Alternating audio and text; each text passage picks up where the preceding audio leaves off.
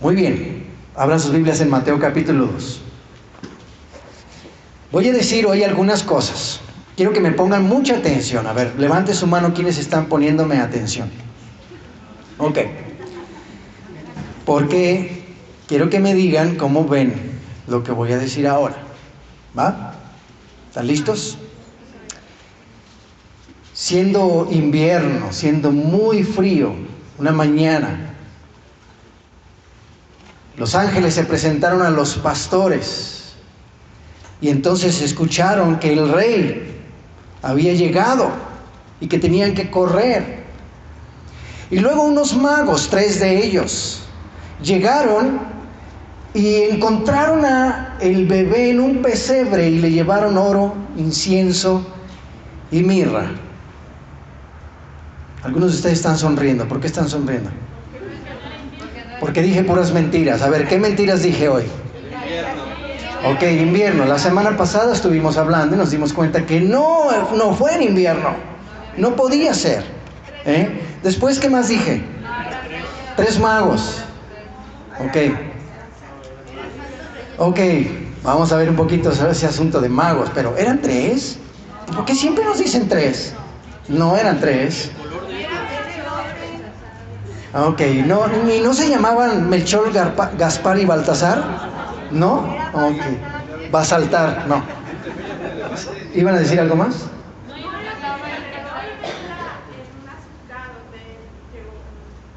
¿Y entonces los magos llegaron al pesebre? Esa fue otra mentira, porque la Biblia no dice eso. Y es increíble cómo alrededor de todas estas celebraciones que hacemos, no nos damos cuenta cuántas cosas añadimos, cuántas historias escuchamos, videos muy bonitos en la tele que nos convencieron de que así era la cosa. Pero hoy nos vamos a dar cuenta que no es así.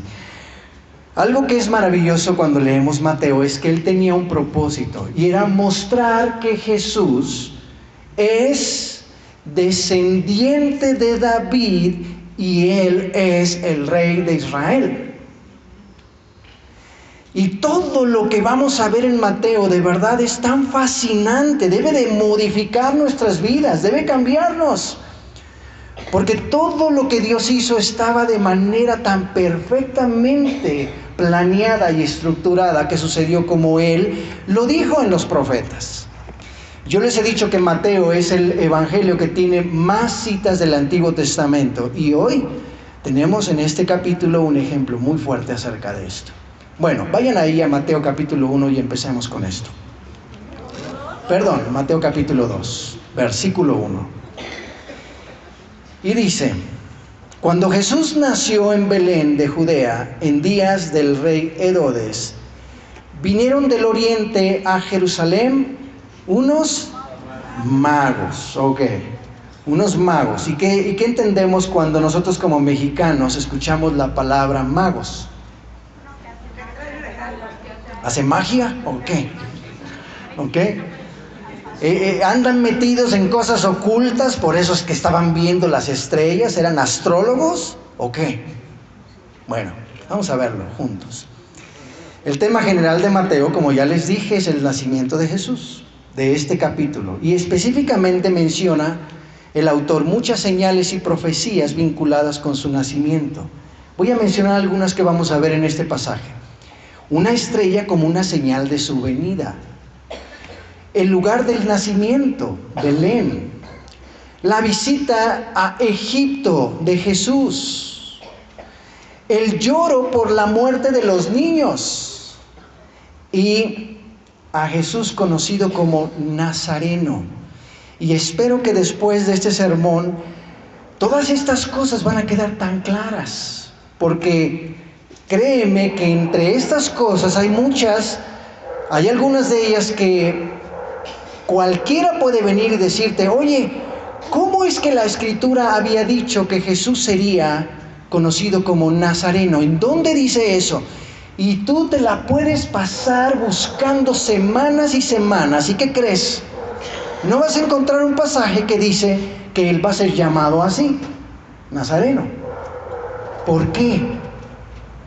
Y lo peor de todo es que Mateo dice que así será llamado.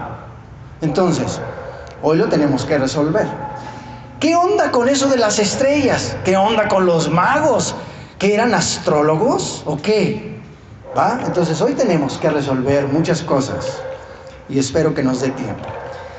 Recordemos que entonces que uno de los objetivos de este evangelio es probar que Jesús, Yeshua, es el Mesías profetizado en las escrituras hebreas.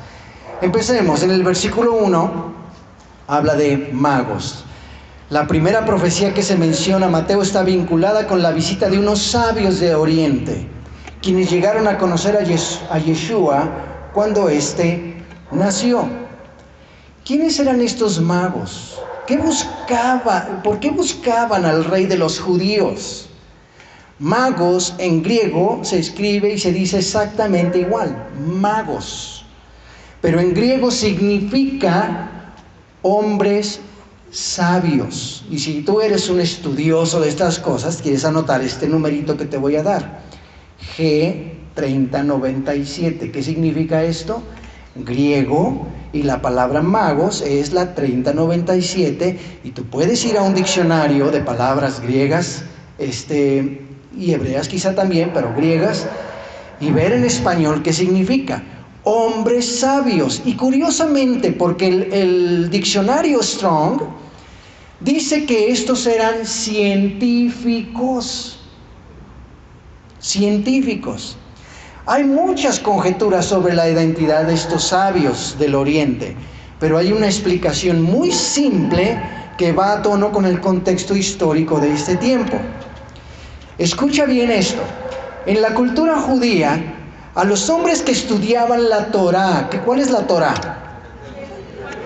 Los primeros 5 libros de la Biblia, ¿ok? Se conocen a estos hombres que estudiaban la Torá como Jajamim. Y en el tiempo de Jesús había una gran colonia de judíos en Babilonia. ¿Me escuchaste bien? No judíos en Jerusalén o en Judea, no, en Babilonia. De hecho, debes saber que después del cautiverio solo regresaron 5% de los judíos que fueron exiliados. ¿Sabes lo que es eso? Una minoría de todos los judíos que habían sido llevados a Babilonia. ¿Ok? Entonces esto será muy importante. Solo 5% de los que fueron llevados cautivos regresaron a la Tierra Santa. El resto quedaron en Babilonia. De hecho, en el tiempo de Jesús había más judíos en Babilonia que en la tierra de Israel. Los sabios que buscaban o que buscaron a Jesús no eran magos paganos, sino judíos expertos en la Torá.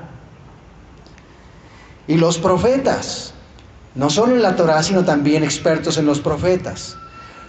Como tales, ellos conocían muy bien las profecías sobre el Mesías Rey, una de las cuales está escrito en el libro de Daniel.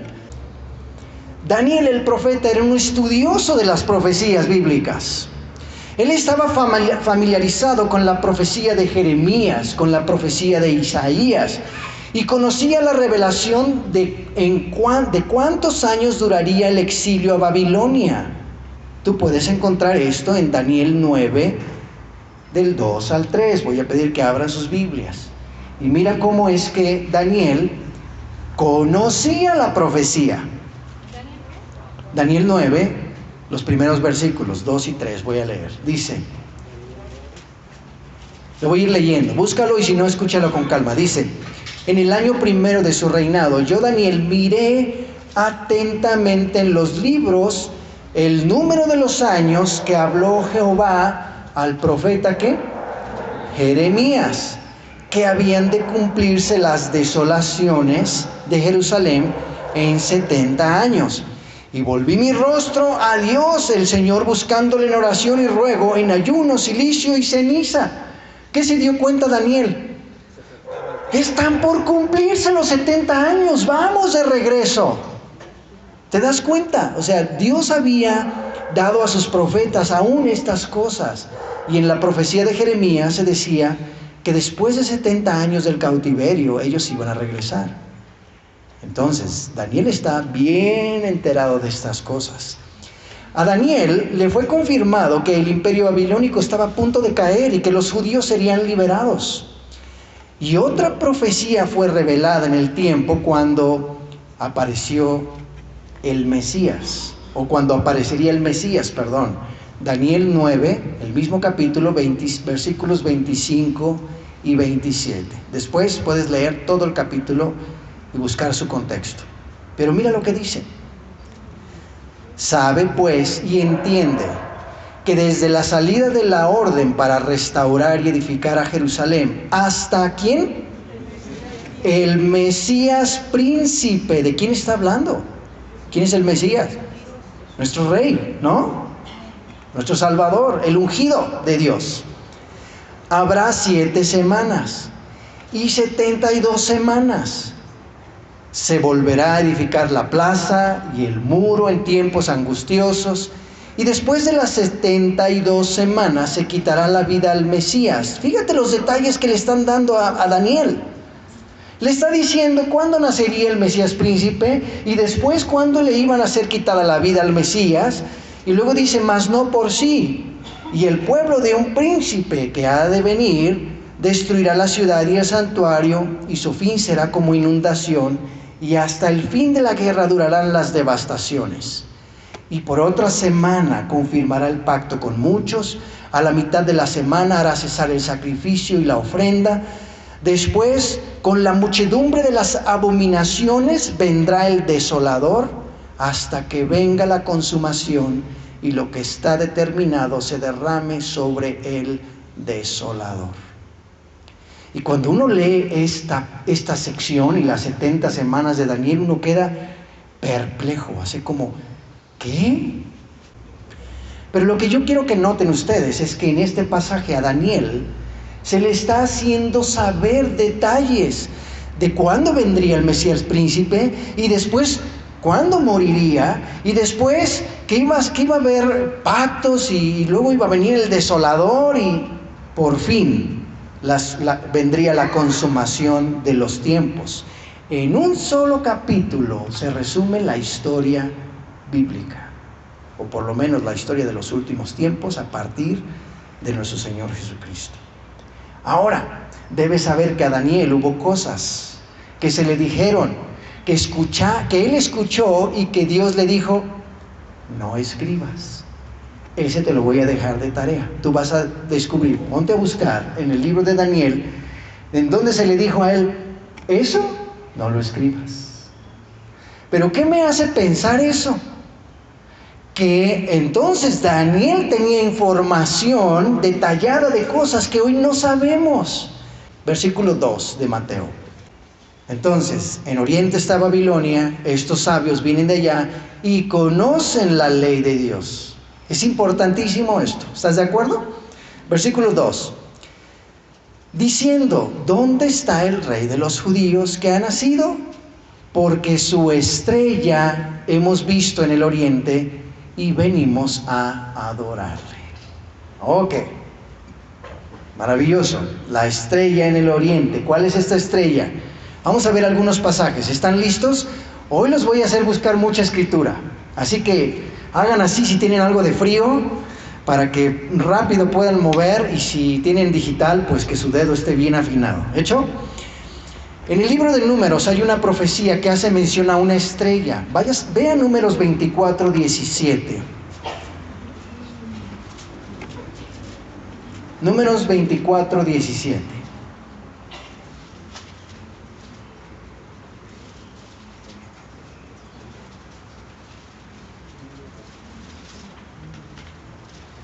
Y voy a leer desde el 16. Bueno, desde el 15. Y tomó su palabra y dijo Balaam, hijo de Beor, dijo el varón de ojos abiertos, dijo el que oyó los dichos de Jehová y el que sabe la ciencia del Altísimo, el que vio las visiones del Omnipotente, caído pero abiertos los ojos. Ya ustedes como que ya empiezan a descubrir de qué historia estamos hablando, ¿ok? Lo veré, mas no ahora. Lo miraré, mas no de cerca.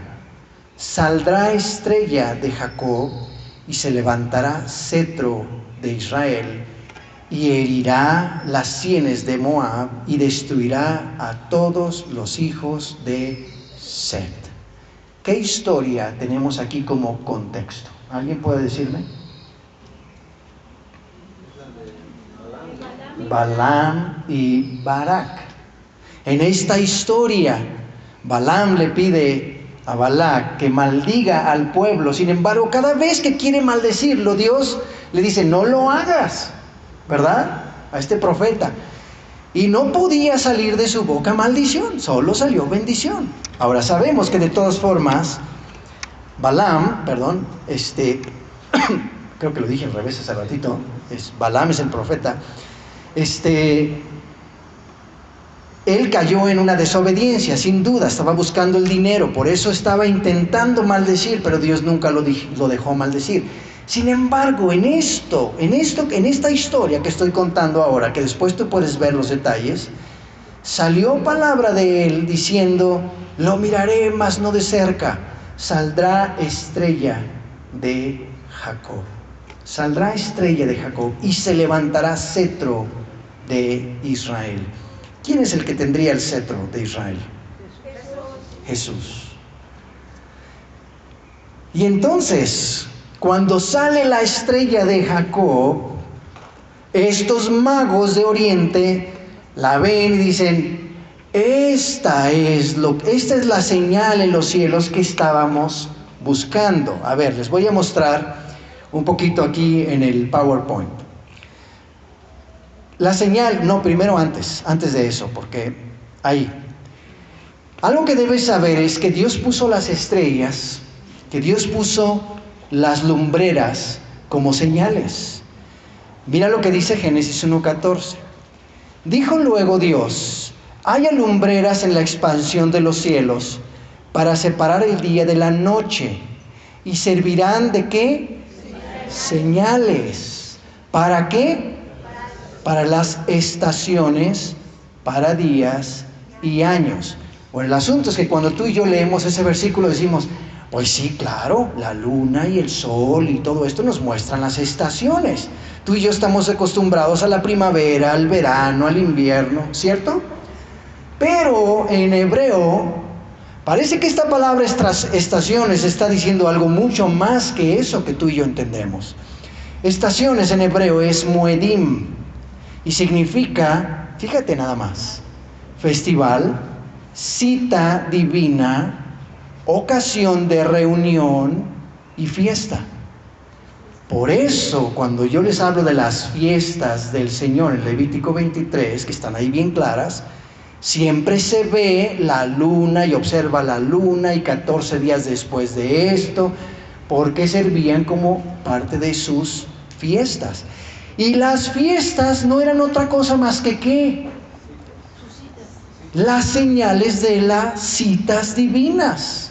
Tú y yo lo hemos repasado, hoy no lo voy a hacer, pero tú sabes que cita divina se estaba anunciando cuando se celebraba la Pascua, cuando se celebraba primeros frutos, cuando se celebraba Pentecostés o Shavuot o las trompetas. Citas divinas, ¿ok? Aquí está el calendario otra vez que les mostré la semana pasada. Ahora, pasamos a la siguiente, que esto está muy interesante. Aquí les puse constelaciones. Y ojo, cuidado, porque quizá después de esto vas a decir, ¿y el pastor en qué se está metiendo? ¿Se está volviendo astrólogo? Ojo con lo que estoy diciendo, porque una cosa es astrónomo y otra cosa es astrólogo, ¿ok? Astrólogo, ¿qué hacen los astrólogos? Pues ven las estrellas y entonces dicen, el zodiaco, ¿y qué eres tú? Ah, pues yo soy Piscis, yo soy Géminis, yo soy Escorpión, yo soy Libra. Bueno, lo que yo te quiero decir es que muchas de estas cosas, el enemigo las tomó para corromperlas. Y entonces empezó a traer cosas como, adivina tu futuro, ¿verdad? Y todo eso se corrompió, pero debes saber que las estrellas cuentan la gloria de Dios. Y el firmamento, dice la Biblia, anuncia la obra de sus manos. Bueno, pues desde mucho tiempo antes se le conocía a esta constelación como Virgo o Virgen. Y algo que tú debes saber es que el día en que Jesús nació, hubo una conjunción, y tú lo puedes ver en esta línea que está aquí. Muy interesante, lo voy a abrir en mi para verlo más de cerca.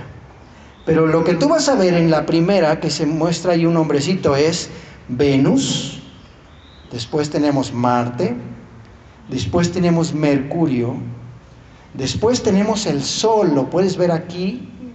Ahí está el Sol. Después tenemos Júpiter, y este es el que nos llama mucho la atención. Aquí está, no lo alcanzas a ver muy bien en tu pantalla, pero aquí está Júpiter, en el vientre de la Virgen, ¿ok? Más abajo vas a encontrar a los pies la Luna. Y por cierto, anota estos pasajes, sobre todo Apocalipsis 12, porque después quiero que vayas ahí y veas lo que está describiendo Juan en Apocalipsis 12. Está describiendo la constelación. Y vas a ver que arriba de la mujer va a estar Leo, o la constelación de Leo, y la luna va a estar a sus pies, y va a ser increíble. Y a un lado está el dragón. Y es increíble. Esto no es astrología, hermanos. Esto es astronomía. Dios puso los astros para contarnos una historia. Ahora déjame contarte algo maravilloso. Esta estrellita que está aquí, que es Júpiter, hace algo que ninguna otra estrella hace. Y es que tiene un ciclo en donde viene, estoy temblando mucho, en donde viene, entra en el, vamos a decirlo así, en el vientre de Betula o de la Virgen y sale. Hace una especie de arco así, ¿ok? Y sale. Y en el momento que sale, se para, se detiene ahí y queda alineado con esta conjunción que vemos aquí, que se dio el 9 de septiembre del 3 antes de Cristo. Lo que tú debes saber es que los calendarios fueron modificados. Que muchos dicen, es que en el 2 después de Cristo, 3 después de Cristo, depende del calendario, es cuando realmente nació. Y hoy no vamos a ver toda esa historia, pero hay mucha información que tú puedes buscar, ¿ok? Pero en ese año, esa entró y salió y se para ahí. Y eso va a ser totalmente relevante con lo que sigue diciendo la narración. Vamos a Mateo. Y entonces dijeron, ¿dónde está el rey? Versículo 2, de los judíos que ha nacido, porque su estrella hemos visto en el oriente. Por cierto, debes saber que Júpiter, esa estrella, se llama Regulus y es el astro rey. Y esto es muy importante. El astro rey ahora entra en el vientre de la Virgen y luego sale, ¿ok?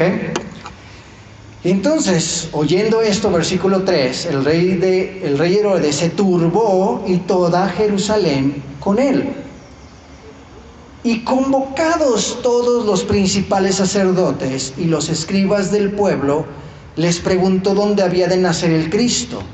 Y ellos le dijeron, en Belén de Judea, porque así está escrito por el profeta. Y tú, Belén, de la tierra de Judá, no eres la más pequeña entre los príncipes de Judá, porque de ti saldrá un guiador que apacentará a mi pueblo Israel. Entonces, quiero que notes varias cosas. Primero, en estos versículos que leímos, se turba Herodes. ¿Por qué se turba Herodes? ¿Un rey de los judíos?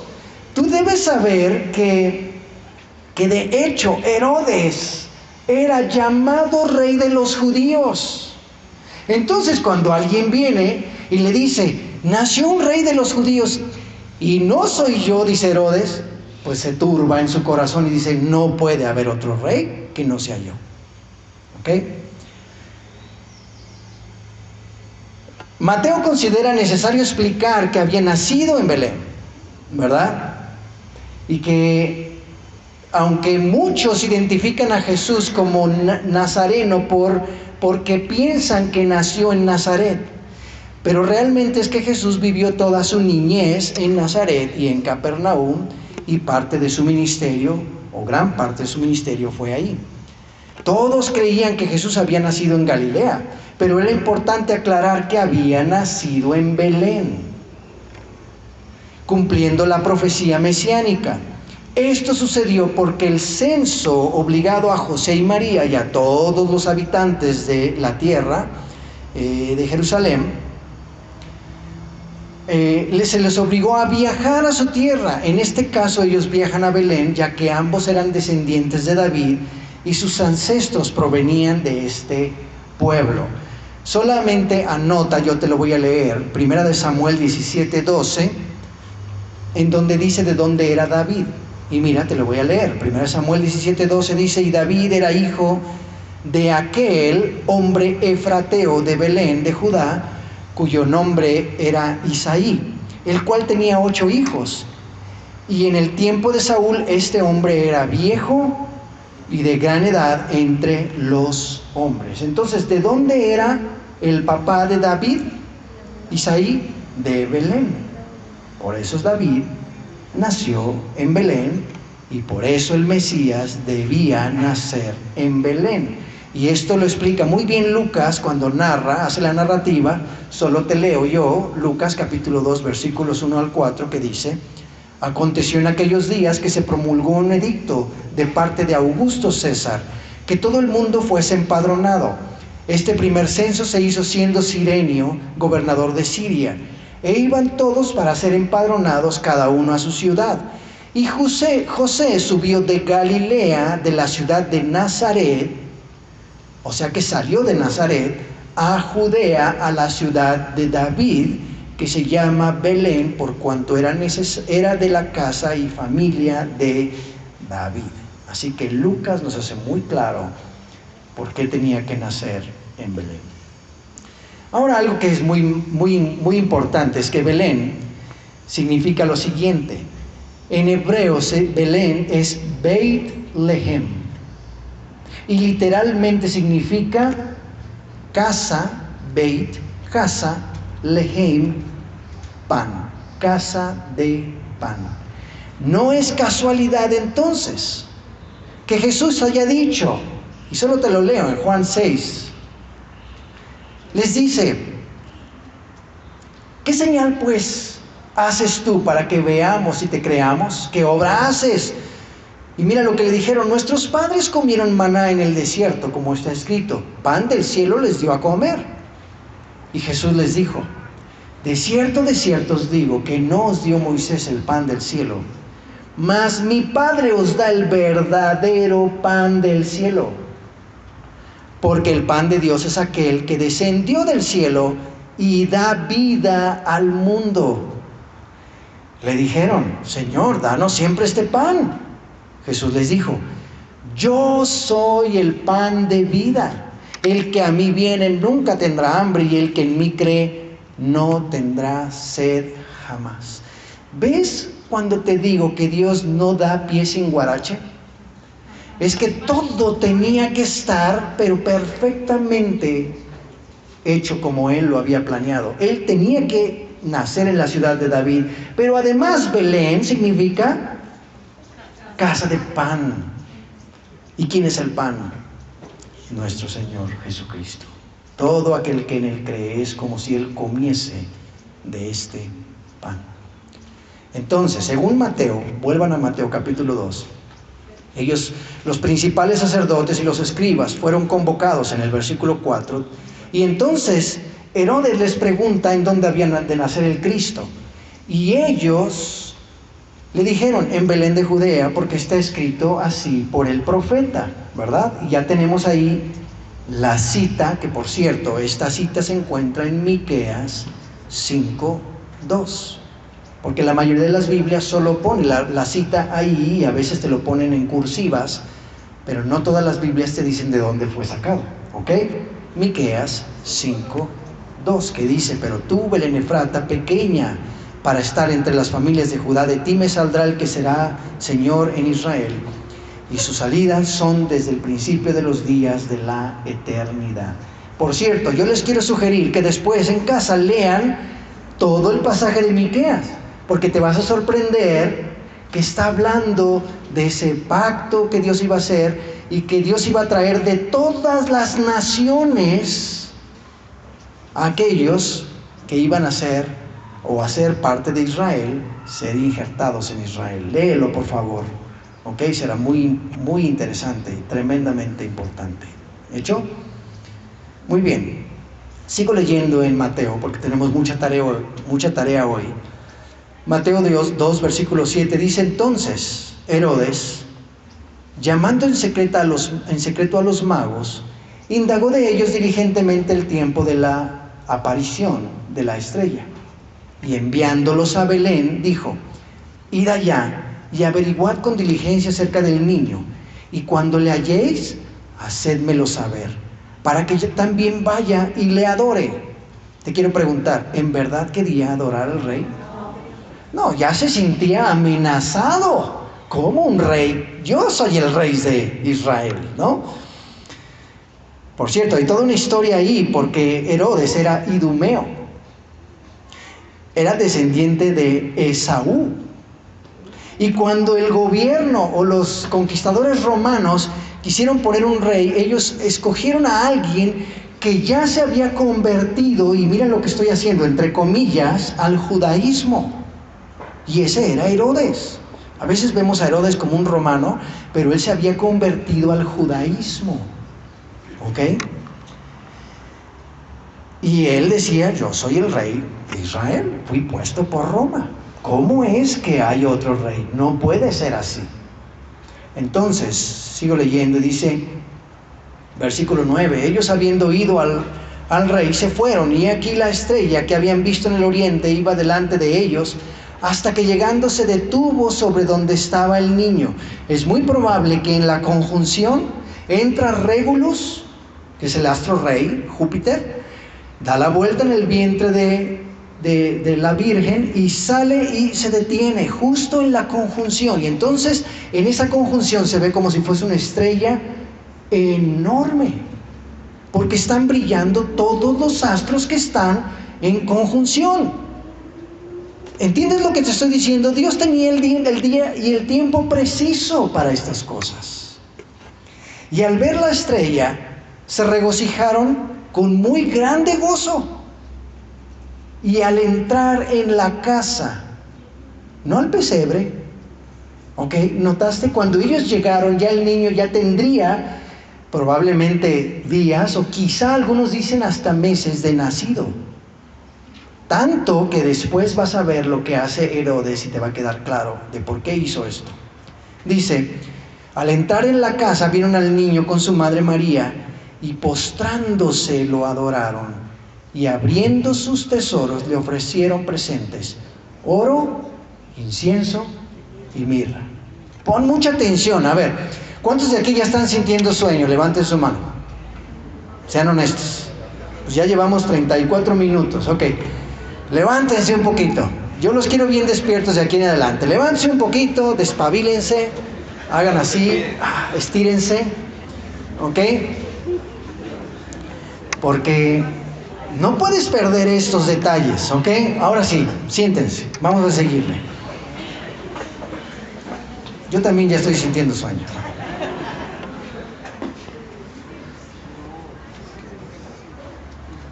Ok, ellos honran al rey de los judíos y le presentan 3 regalos. Ahora, quiero decirte una cosa. ¿Por qué es que estos hombres se arrodillan, se postran y adoran?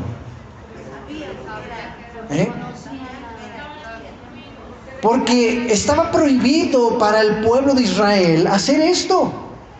Aún un ángel, cuando los ángeles se presentaban y ellos caían de rodillas, ¿qué hacían los ángeles? No, párate, yo soy un siervo, igual que tú. Levántate tú adora a Dios, solo a Dios adorarás. Pero estos vienen delante de un niño y se postran. ¿Por qué hicieron eso? Porque eran sabios, porque ellos conocían la Torá, porque ellos sabían que era el rey de Israel, ellos sabían que era el Mesías prometido, y por lo tanto, según la Escritura, Dios mismo hecho carne. Amén. Y traen para él 3 regalos: oro, incienso y mirra. El oro era un regalo para la realeza, y él era rey, ¿cierto? Y además, qué increíble que llegaron en un tiempo tan oportuno. Esta familia iba a requerir dinero. Lo vamos a ver un poquito más adelante en la narración. El incienso ustedes saben lo que es el incienso, y lo estuvimos viendo ahí en el templo, porque se usaba mucho incienso y tenía que ver con las oraciones de los santos, ¿cierto? Según lo que vimos en el Éxodo. Pero era un asunto que estaba bien vinculado con el novio. Era usado como un ungüento o un perfume para los novios, y también está asociado con el sacerdocio. Por eso es que los sacerdotes tenían que entrar y poner el incienso para que subiera mientras todo el pueblo afuera estaba orando. ¿Ok? Sacerdocio y novio. ¿Tiene que ver esto con nuestro Señor? Por supuesto, Él es el novio de su iglesia y Él es el sumo sacerdote. Pero mira la mirra. La mirra era usada para embalsamar a los muertos, y habla de la muerte de Jesús en la cruz para perdón de nuestros pecados. Desde el principio de su nacimiento, estos 3 regalos están anunciando quién es Él. Él es rey, Él es el novio que estamos esperando, Él es el sumo sacerdote, Él es el que lleva todas nuestras oraciones al Padre, ¿verdad? El que intercede por nosotros. Y Él es el redentor de Israel, Él es el redentor de todo aquel que cree. Por eso la mirra. ¿No es maravilloso esto? Todo esto tiene sentido. Ok, versículo 12 de Mateo. Pero siendo avisados por revelación en sueños que no volviesen a Herodes, ¿quiénes? Los magos, los científicos, los astrónomos, regresaron a su tierra por otro camino. Y entonces, ¿qué viene? Después que partieron ellos, he aquí un ángel del Señor apareció en sueños a José y dijo: levántate y toma al niño y a su madre y huye a Egipto y permanece allá hasta que yo te diga, porque acontecerá que Herodes buscará al niño para matarlo. Entonces ahora ellos tienen que huir a Egipto. ¿Con qué dinero? Eran pobres, ni siquiera tenían para un lugar para rentar, ¿cierto? Por eso dieron a luz ahí en un pesebre. Bueno, pero ¿dónde dio a luz? Dio a luz en el pesebre. Ya después los magos lo encontraron en la casa, ¿ok? Por eso pensamos que ya tenía tiempo de nacido, y ahorita va a haber otra pista de eso. Bueno, para matarlo, versículo 14, y él, despertando, tomó de noche al niño y a su madre y se fue a Egipto. Y estuvo allá hasta la muerte de Herodes, para que se cumpliese lo que dijo el Señor por medio del profeta cuando dijo: de Egipto llamé a mi hijo. Y esto se encuentra en Oseas capítulo 11 versículo 1, cuando dice: cuando Israel era muchacho yo lo amé, y de Egipto llamé a mi hijo. Y por supuesto que estaba hablando de Jacob, de toda la nación de Israel, y estaba hablando del Mesías. Ahora, veamos algunos detalles acerca de estas cosas. Jesús en Egipto. Herodes provenía de una familia de idumeos, como ya les conté. Así que él era edomita, era descendiente de Esaú. Dicho en otras palabras, él era un idumeo que realmente, si tú lees la historia de los edomitas, ellos siempre quisieron lo que Israel tenía. Ellos codiciaban lo que Israel tenía. Ahora tenemos a un Herodes que es puesto ahí como rey, aunque realmente el rey acababa de nacer. Cuando toda la región fue conquistada por los romanos, los nuevos colonizadores escogieron a un líder idumeo para ser gobernador de la región. Primero fue Antípatro y más tarde su hijo Herodes, a quien lo reconocieron como el rey de los judíos. Como favor político, Herodes dejó una gran herencia a la nación con grandes construcciones, entre las cuales está la ampliación del templo de Jerusalén. Por eso se le llama al templo del tiempo de Jesús el templo de Herodes. Y el puerto de Cesarea, que también lo dejó.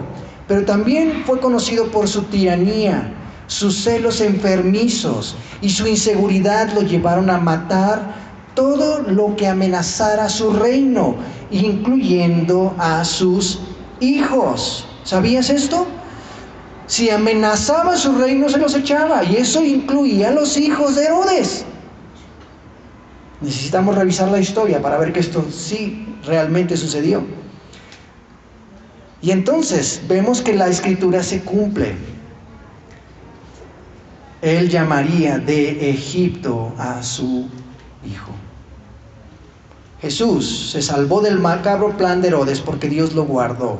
Mandó una advertencia a José, que fue, José atendió la advertencia de inmediato y salvando así sus vidas y la vida de Jesús. Y esta profecía se encuentra en Oseas 11:1, como ya les dije. Hay una razón espiritual y profunda para lo que Mateo usa esta conexión. Él no solo está aludiendo al hecho de que Jesús estuvo en Egipto y luego subió a Israel. La mención de Mateo nos lleva a una conexión entre la salida de Egipto y nuestra redención espiritual. Todos hemos sido esclavos del pecado, pero quienes crean en el Cordero de Dios serán salvos e iniciarán el camino de redención completa a través del Salvador. Tú y yo, y ya lo dijimos mucho cuando estábamos estudiando Éxodo, no salimos de Egipto literal, pero sí estábamos siendo esclavos ¿de qué? Del pecado. Y solo Jesús puede hacerte libre del pecado. Siguiendo en la narración de Mateo, capítulo 2, versículo 16 dice: Herodes, cuando se vio burlado por los magos, se enojó mucho y mandó matar a todos los niños menores de 2 años que habían en Belén y en todos sus alrededores, conforme al tiempo que había inquirido de los magos. Fíjate esto, desde el que los magos vieron la estrella, ¿verdad? Hasta que caminaron y llegaron allá y luego llegaron a donde estaba ya Jesús en la casa. Herodes inquirió, empezó a hacer cuentas y dijo: de 2 años para abajo, no pasa de 2 años. Y entonces empezó a hacer matanza de niños de 2 años para abajo. ¿Ok? Entonces se cumplió lo que fue dicho por el profeta Jeremías cuando dijo: voz fue oída en Ramá, grande lamentación, lloro y gemido, Raquel que llora a sus hijos y no quiso ser consolada porque perecieron. ¿En dónde se encuentra esto? En Jeremías 31:15.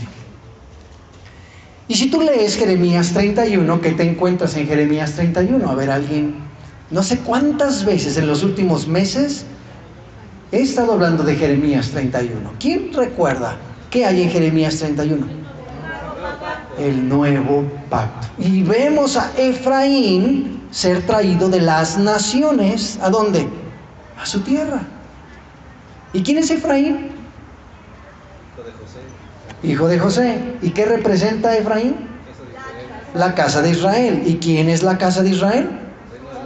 El reino del norte. ¿Y quién es el reino del norte? Las 10 tribus perdidas que se hicieron gentiles y se esparcieron por todo el mundo. Y ahora Dios, llamando de todas las naciones, eso nos incluye a ti y a mí, nos llama para ser sus hijos, injertados en su pueblo, y un día nos llevará ¿a dónde? A Jerusalén, a nuestra tierra. Ok, entonces, maravilloso leer el contexto de todos estos pasajes, pero está hablando del nuevo pacto. Y fíjate que en el nuevo pacto está hablando de Raquel. ¿Quién era Raquel? La esposa ¿de quién? De Jacob, la esposa amada, ¿cierto? Porque tenía 2. la esposa amada, y dice, él está llorando por sus hijos. Por cierto, ¿quiénes fueron los hijos de Raquel? Efraín y, José y Benjamín. Y de José le nacieron Efraín y Manasés, otros más, pero estos dos fueron asimilados. Por eso todo el pasaje está hablando de los hijos de Raquel, de Efraín, que ahora Dios les llama a venir de regreso. Bueno, yo sé que esto fue así tan rápido. Si lo has oído por primera vez, quizá te confunda un poco, pero tenemos mucha enseñanza que te puedes ver con respecto a este tema. Versículo 19 de Mateo. Pero después de muerto Herodes, he aquí un ángel del Señor apareció en sueños a José en Egipto, diciendo, levántate, toma al niño y a su madre y vete a tierra de Israel, porque han muerto los que procuraban la muerte del niño. Entonces él se levantó y tomó al niño y a su madre y vino a tierra de Israel. Pero oyendo que Arquelao reinaba en Judea en lugar de Herodes su padre, o sea, ahora Arquelao es hijo de Herodes, tuvo temor de ir allá.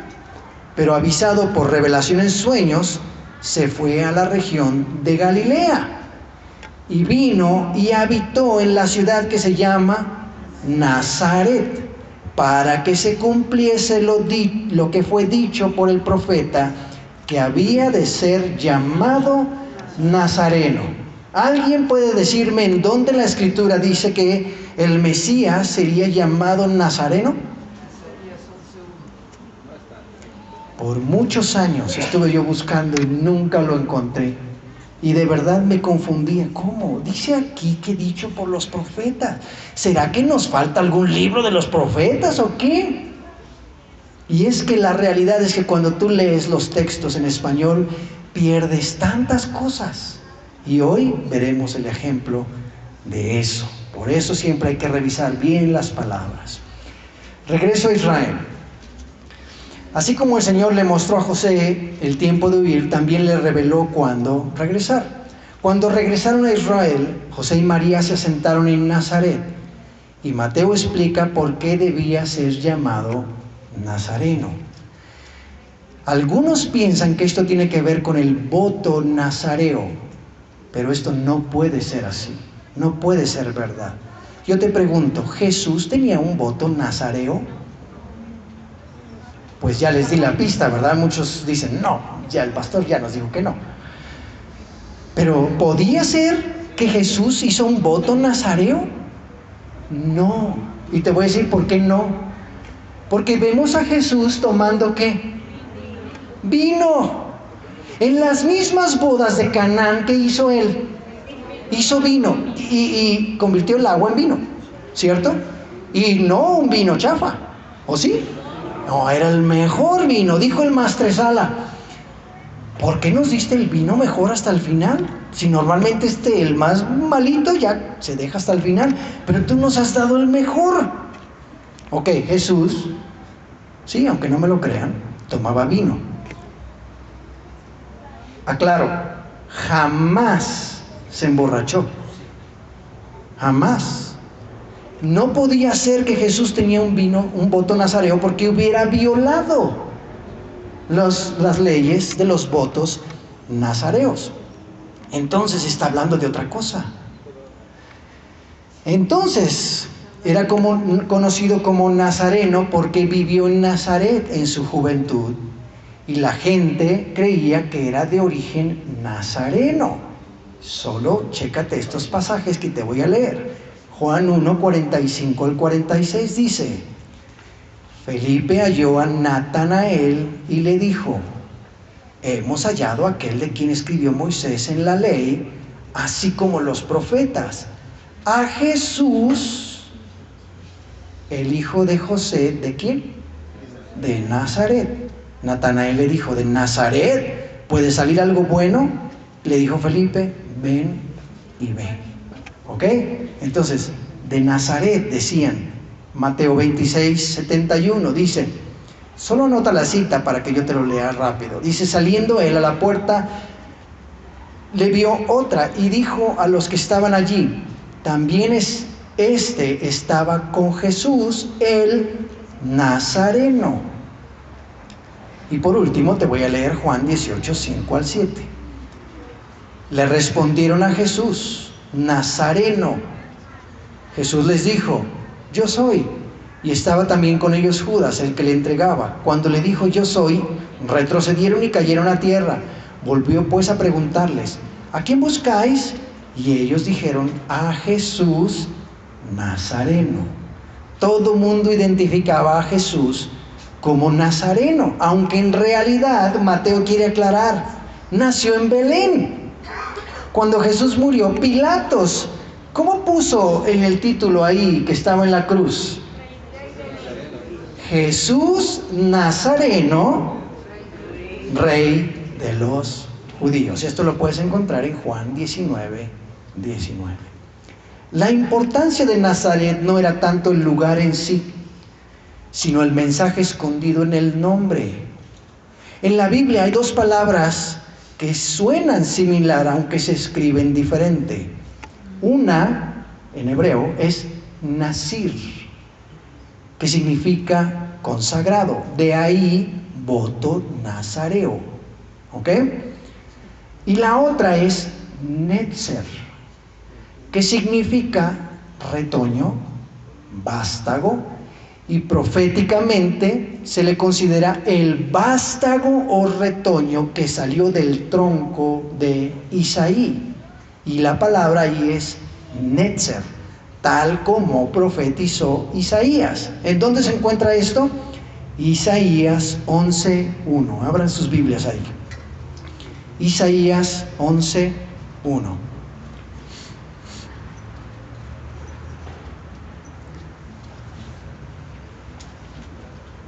¿Lo tienen? Isaías 11:1 dice: saldrá una vara del tronco de Isaí. ¿Quién es Isaí? Padre de David, o sea, descendiente de David. ¿Ok? Del tronco de Isaí saldrá una vara. Y luego dice: y un vástago retoñará de sus raíces. Esta palabra vástago que está ahí es Netzer, de donde vendrá la palabra Notzerim en hebreo. Y Notzerim en español es Nazareno. ¿Ok? Ahora, aquí es donde se empieza a poner interesante, mis hermanos. ¿Cómo se les llamó a los seguidores de Yeshua, de Jesús? Nazarenos. ¿En dónde vemos eso? Hechos 24:5. Estoy terminando, hermanos. Ya esto es lo último que tenemos que resolver de este pasaje. Hechos 24:5 dice: porque hemos hallado a este hombre es una plaga y promotor de sediciones entre todos los judíos por todo el mundo, y cabecilla de ¿qué? La secta de los nazarenos, de la secta de los renuevos, de los vástagos. Qué interesante. A los cristianos se les empezó a llamar nazarenos, vástagos, renuevos. Ahora entenderás, y aquí tenemos que terminar con una aplicación increíble. Entenderás por qué Juan, más bien nuestro Señor Yeshua, Jesús, en Juan capítulo 15, abre tu Biblia y en Juan capítulo 15,